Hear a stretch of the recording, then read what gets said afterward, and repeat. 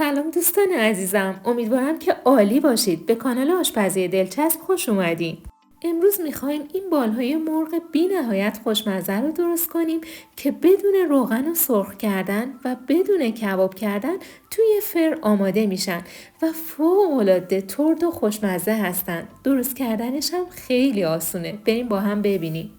موادی که لازم داریم شامل 1 کیلو بال مرغ، 2 حبه سیر، آب نصف 1 لیمو ترش، 1 قاشق چایخوری فلفل سیاه، 1 قاشق چایخوری فلفل پاپریکا، 1 قاشق مرباخوری نمک، 1/4 قاشق چایخوری دارچین، نصف قاشق چایخوری زردچوبه، حدود 1/4 پیمانه روغن زیتون و 2 قاشق غذاخوری سس مایونز.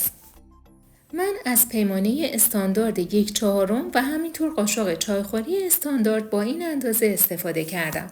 ما رب گوجه فرنگی، سس فلفل و یه مقدار عسل هم لازم داریم که در ادامه اضافه می‌کنیم. 1 کیلو بال مرغ رو توی یه ظرف می‌ریزیم و فعلا می‌ذاریمش کنار. میریم سراغ آماده کردن سس. 2 حبه سیر رو با سیر خرد می‌کنیم و توی یه ظرف می‌ریزیم.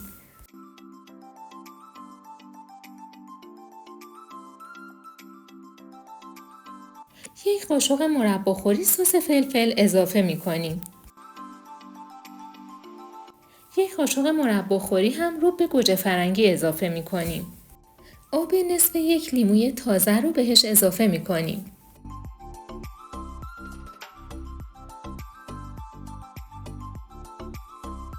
کمتر از 1/4 پیمانه روغن زیتون داریم که روغن زیتون رو هم اضافه و مخلوط می‌کنیم.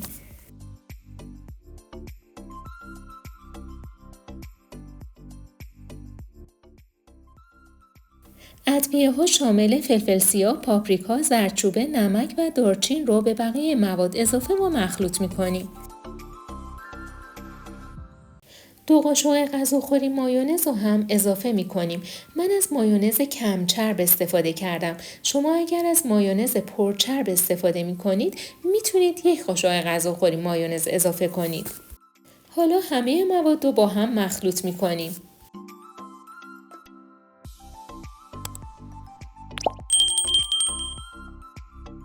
در آخر هم 1 قاشق مرباخوری عسل اضافه می‌کنیم. دوباره همه مواد رو با هم مخلوط می‌کنیم تا سس یک دستی داشته باشیم.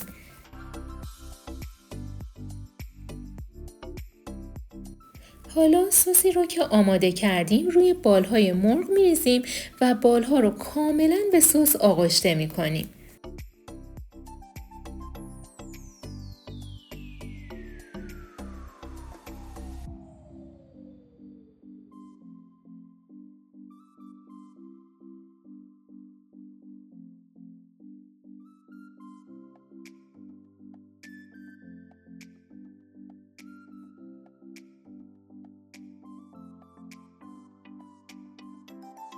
وقتی بالها کاملاً به مواد مرینیتمون آغشته شدن، روی ظرف و سلفون میکشیم و به مدت 2 ساعت میذاریم توی یخچال تا خوب مزه‌دار بشن. الان من روی ظرف و سلفون کشیدم و میذارم توی یخچال تا 2 ساعت استراحت کنه.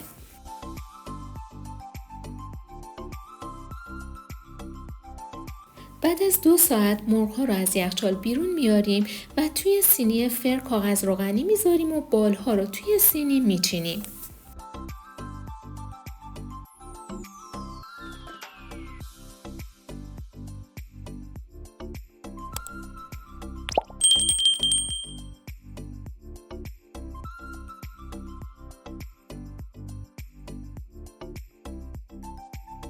بالها رو که توی سینی فر چیدیم، سینی رو به مدت حدود 45 دقیقه در فری که از قبل با دمای 200 درجه سانتیگراد گرم کردیم قرار میدیم. 2 دقیقه آخر حرارت بالا رو روشن میکنیم که مرغامون حسابی خوش رنگ بشن. بالهای خوشمزمون آماده شدن. نمیدونید چه عطر و بویی اینجا پیچیده. ببینید کاملا مغز پخت شده و طعمش بی‌نظیره. امیدوارم شما هم این غذای خوشمزه و سالم رو آماده کنید و در کنار عزیزانتون از خوردنش لذت ببرید. دوستان عزیزم ممنون از همراهیتون. لطفاً اگر این ویدیو رو دوست داشتید لایکش کنید، کانالم رو سابسکرایب کنید و زنگوله رو بزنید که اگر ویدیوی جدید گذاشتم با خبر بشید.